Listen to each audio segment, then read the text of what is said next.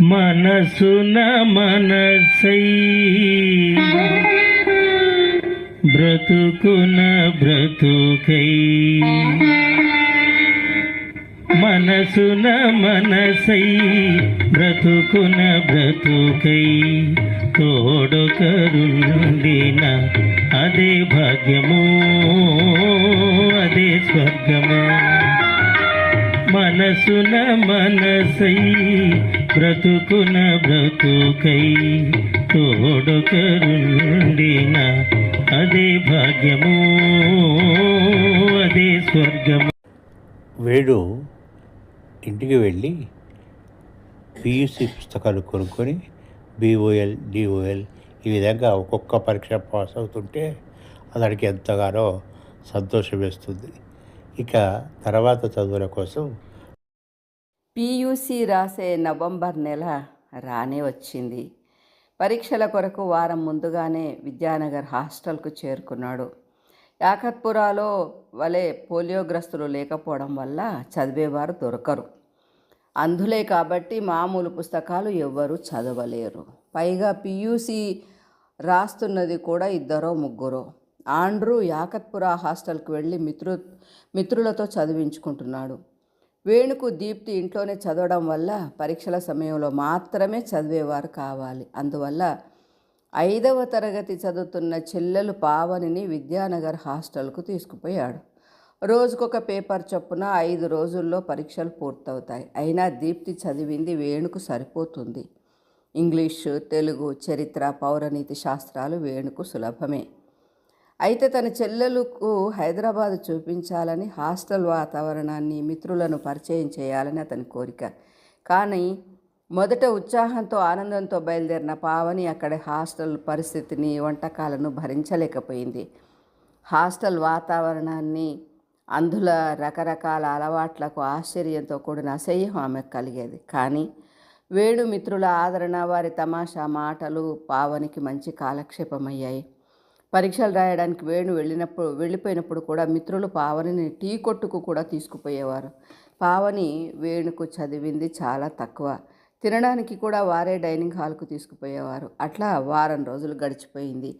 వేణు పావనితో ఇంటికి చేరుకున్నాడు. వేణు పరీక్షలు రాయడం, ఫలితాలను పొందడం మామూలు అలవాటుగా మారిపోయింది. ప్రతి పరీక్ష, దాని ఫలితం వేణులో ఆత్మవిశ్వాసాన్ని బలోపేతం చేసేది. 1973 ప్రవేశించింది.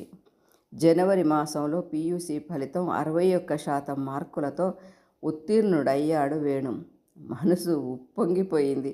దీప్తి తప్ప ఎవరూ అంతగా సంతోషించలేదు. వేణుకు కూడా అది అలవాటుగా మారింది. బాధపడడం మానేసి లక్ష్యం వైపు నడక సాగించాడు. మళ్ళీ డిఓఎల్ క్లాసులు, లలితతో కష్టసుఖాలు పంచుకోవడాలు, పాఠ్యాంశాల్లోనికి సందేహాలు, నివృత్తులు అంతా మామూలుగా సాగిపోతున్నాయి.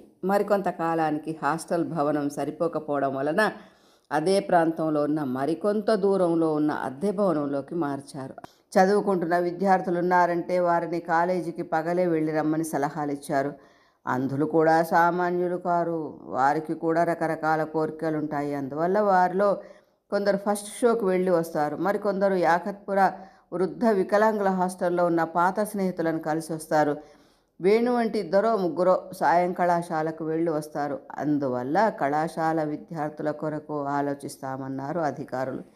అంతటితో సమస్య పోయింది. అంధుల జీవిత గమనం యథాతథంగా సాగిపోయింది.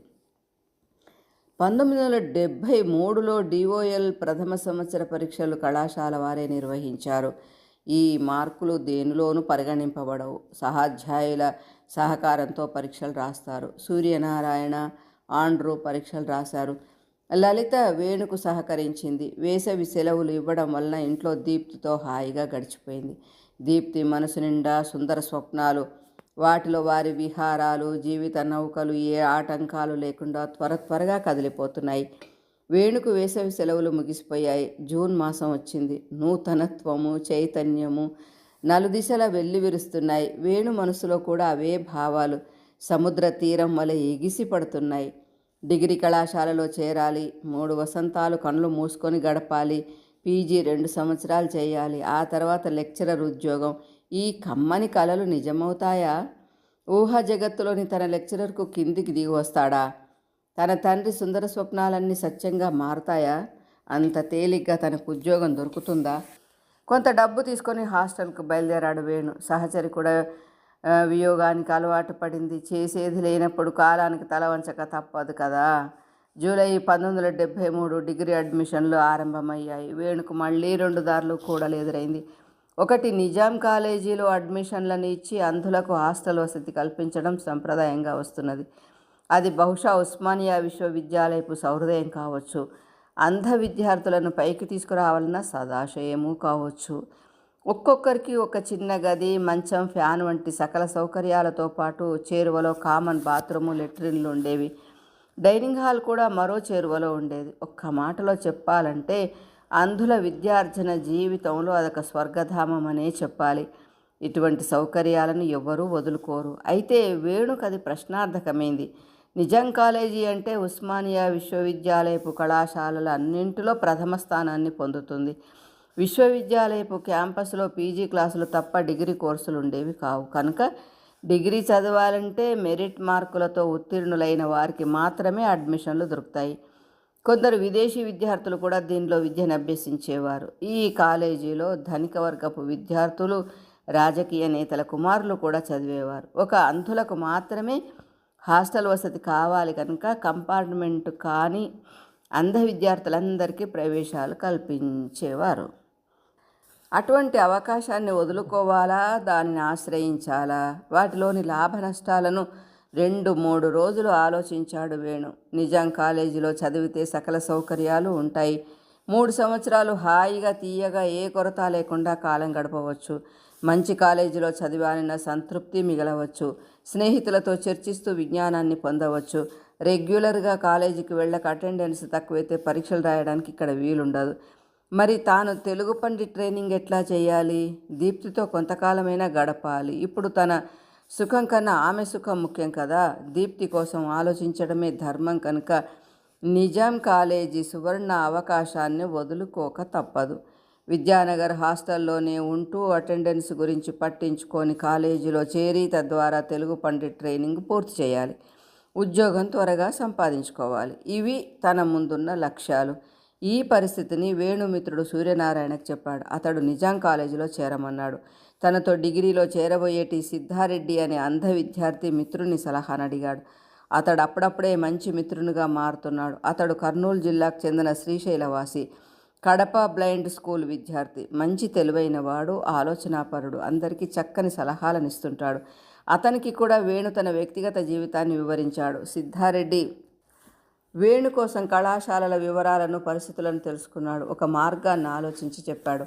దాని ప్రకారం సికింద్రాబాద్ ప్యారడైజ్ పక్కన బేగంపేటకు పోయే మార్గంలో ఉస్మానియా విశ్వవిద్యాలయపు ఆర్ట్స్ అండ్ సైన్స్ కాలేజీ ఉందని, అందులో అటెండెన్స్ గొడవ తక్కువని, అంధ విద్యార్థులు చేరడం కూడా మొదటిసారని, దానివలన నీ లక్ష్యాలు నెరవేరుతాయని, నేను కూడా అందులోనే చేరాలనుకుంటున్నానని, బస్సు సౌకర్యం కాచిగూడ రైల్వే స్టేషన్ దగ్గర నుండి 45వ నెంబర్ బస్సు ఉంటుందని, అది కాచిగూడ చౌరస్తా YMCA చిక్కడపల్లి, బోలక్పూర్, కవాడిగూడ, రాణిగంజ్, ప్యారడైజ్ దగ్గర మలుపు తిరిగి బేగంపేట మీదుగా సనత్ నగర్ చేరుకుంటుందని విషయాలన్నింటినీ వివరించాడు సిద్ధారెడ్డి. అతని సలహాలు వేణుకు బాగా నచ్చాయి. తన స్థితికి అనువుగా ఉందని, అంతకు మించిన ఆశలు తనకు ఉండకూడదని, ఆర్ట్స్ అండ్ సైన్స్ కాలేజీలో చేరాలని దృఢంగా నిర్ణయించుకున్నాడు. మరునాడు తన సర్టిఫికేట్ల డూప్లికేట్లతో సిద్ధారెడ్డితో కలిసి కళాశాలకు వెళ్ళాడు. అడ్మిషన్లు తీసుకొని అక్కడున్న విద్యార్థులతో ఫారం నింపి ఆఫీసులో ఇచ్చారు. సిద్ధారెడ్డికి ఇష్టమైన HPP అంటే history, political science, public administration group ఎంపిక చేసుకున్నారు. వేణు మాత్రం తన భవిష్యత్తు గురించి ఆలోచించి HPML అంటే హిస్టరీ, పొలిటికల్ సైన్స్, మోడర్న్ లాంగ్వేజ్కు ఉపయోగపడుతుందని, పండిట్ ట్రైనింగు కూడా తెలుగు భాషకు సంబంధించిందని, పీజీ కూడా తెలుగు భాషకు సంబంధించినది చేయాలని, తెలుగు భాషా పుస్తకాలైతే సహచరి కూడా సులభంగా చదువుతుందని, పీజీలో ఇతర సబ్జెక్టులు తీసుకున్నట్లయితే ఇంగ్లీష్ మీడియంలో టీచింగ్ ఉండటం వల్ల ఇంగ్లీషు సరిగా అర్థం కాని తనకు కష్టమవుతుందని, ప్రైవేటుగా పరీక్షలు రాయడం వల్ల ఇంగ్లీషు బాగా నేర్చుకోలేదని, అందుకు బాధ కానీ సిగ్గు కానీ కలగడం లేదని, తనకు అందుబాటులో ఉన్న మార్గాన్ని అనుసరించటం మనిషి కర్తవ్యమని, ఏ చదువు లక్ష్యమైన ఉద్యోగ సంపాదన కొరకేనని బాగా ఆలోచించి వేణు ఈ నిర్ణయం తీసుకున్నాడు. 4-5 రోజులకు అడ్మిషన్ టెస్ట్ పెట్టారు. వేణు సిద్ధారెడ్డిలకు అడ్మిషన్ దొరికింది. ఫీజు కట్టి వెంటనే చేరిపోయారు. ఐడెంటిటీ కార్డు తీసుకున్నారు. వేణుకు పట్టరాని ఆనందం కలిగింది. తన కళ సాఫల్యానికి శుభముహూర్తం అది. తండ్రి ఆశీర్వాద బలమో నిరంతర కృషి వల్లనో ప్రతి పరీక్షలో సునాయాసంగా మంచి మార్కులతో నెగ్గుతున్నాడు. సులభంగా కళాశాలలో ప్రవేశాలను పొందుతున్నాడు. తన లక్ష్యపు సోపానాలను అధిరోహిస్తున్నాడు. ఇప్పుడు వేణుకు క్షణకాలం కూడా తీరిక దొరకడం లేదు. 2 గుర్రాల మీద 2 కాళ్ళుంచి స్వారీ చేస్తున్నట్లు అనిపించింది. ఏ ఒక్క కాలు జారిపోయినా కింద పడిపోతాడు, గాయాల పాలవుతాడు. లక్ష్య సాధనకు ఆలస్యము జరుగుతుంది. అయినా తప్పులను దిద్దుకొనేందుకు ఇంతకన్నా మంచి మార్గం వేణుకు కనిపించలేదు. పగలంతా డిగ్రీ కళాశాలకు, సాయంకాలం డిఓఎల్ ద్వితీయ సంవత్సరపు కోర్సుకు వెళ్తున్నాడు.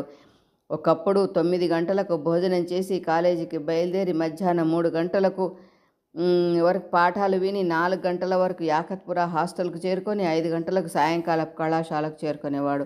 డిగ్రీ కళాశాలలో ఆలస్యమైతే కాచిగూడ రైల్వే స్టేషన్లో ముఖం కడుక్కొని టీ తాగి సాయంకాలం కళాశాలకు వెళ్ళేవాడు. రాత్రి 10 గంటలకు హాస్టల్ చేరుకునేవాడు. బాగా ఆకలి వేసేది, నీరసం వచ్చేది, నరాలు జబ్బున లాగేవి. మధ్యలో టిఫిన్ చేయాలంటే డబ్బులుండేవి కావు. ఇంట్లో తమ్ముడిని అడగాలంటే చిన్నతనంగా ఉండేది. అమ్మని అడిగితే నా దగ్గర ఎక్కడివిరా బాబు అంటుంది. వారిచ్చిన దానికి మహాప్రసాదంగా తీసుకునేవాడు. ఆ మొత్తంతోనే 1-2 నెలలు గడిచిపోయేవి. బాధ కలిగినప్పుడల్లా వర్తమానాన్ని జోకొట్టి నిద్రపుచ్చి భవిష్యత్తు వైపు దృష్టి సారించేవాడు. ఊహలను, పగటి కలలను కల్పించుకొని తాత్కాలికంగా ఉపశమనం పొందేవాడు. లేదా తండ్రి తనకన్నా అధిక బాధను అనుభవించే వారి గురించి ఆలోచించమనేవాడు. వారికంటే తానే మేలని సంతృప్తి కలుగుతుందని చెప్పేవాడు. వేణు అట్లాగే చేసేవాడు. ఇట్లా కష్టాలను, కన్నీళ్లను తొలగించుకొని చిన్న చిన్న ఉపాయాలను అనుసరించేవాడు. అవి ఎండా వానల నుండి గొడుగు తాత్కాలికంగా ఉపశమనం కలిగించినట్లు వేణును కాపాడేవి, ముందుకు నడిపించేవి. డిగ్రీ కాలేజీలో వేణుకు సమస్య ఎదురైంది. హెచ్పిఎంఎల్ గ్రూపులో తెలుగు భాషలో 10 మంది విద్యార్థులు మాత్రమే చేరారు. తక్కిన గ్రూపుల్లో చేరిన విద్యార్థుల సంఖ్య 60 వరకు ఉంటారు. అయితే ఇంగ్లీష్ మోడర్న్ లాంగ్వేజీలో కూడా 30 మంది పైగా చేరారు కనుక హెచ్పిపి గ్రూప్లోనికి మార్చుకున్నాడు. ఇప్పుడు వేణు, సిద్ధారెడ్డి ఒకటయ్యారు. ఇద్దరు కలిసి కాలేజీకి వచ్చి క్లాసులు వినేవారు. తోటి విద్యార్థులు కూడా సహృదయంతో సహకరించేవారు. క్లాస్ రూమ్లో ముందు బెంచీలో కూర్చొని లెక్చరర్లు చెప్పే విషయాలను శ్రద్ధగా విని అర్థం చేసుకునేవారు. పైగా ప్రశ్నలు అడగడానికి ముందు బెంచి ముఖ్యమని మిత్రుల ఉద్దేశం. సిద్ధారెడ్డి వేణు కన్నా తెలివైన వాడు, నిర్భయస్తుడు. అందువలన తనకు కలిగే సందేహాలను లెక్చరర్లను అడిగి తెలుసుకునేవాడు. వేణుకు కూడా అట్లా అడగాలని ఉంది. తెలియని పిరికితనం ఆ మాటలను పెదవి దాటి బయటకు రానిచ్చేది కాదు. తన సందేహం సరైందో కాదోనని, అడిగితే అందరూ నవ్వుతారేమోనన్న భయం వేణును మూగవాడిని చేసేవి. సిద్ధారెడ్డిని చూసి అయినా ధైర్యం తెచ్చుకోవాలని ఉన్నా ఎన్నోసార్లు ప్రయత్నించినా సాధ్యం కాలేదు. తన వల్ల అది కాదని నిర్ణయించుకున్నాడు. ఆనాటి నుండి వేణు విద్యార్థి దశంతా మూగవాడిగానే గడిచిపోయింది. మరో కారణం కూడా వేణు భయానికి మూలమైంది. సాధారణంగా హైదరాబాద్ వంటి నగరాలలో తెలుగు మీడియం డిగ్రీ కాలేజీలు తక్కువ. ప్రభుత్వం నిర్వహించే హైదరాబాద్ నయాపూల్లో సిటీ కాలేజ్ ఒక్కటే తెలుగు మీడియం. దానిలో అన్ని గ్రూపుల్లో తెలుగు మీడియంను బోధించేవారు. విశ్వవిద్యాలయం నిర్వహించే కాలేజీలైన Nizam college, Koti women's college, Secunderabad arts and science కాలేజీలలో ఇంగ్లీష్ మీడియంలో బోధన ఉండేది. వేణు వంటి పల్లెటూర్ల నుండి వచ్చే విద్యార్థులకు ఇంగ్లీష్ టీచింగ్ కష్టమయ్యేది.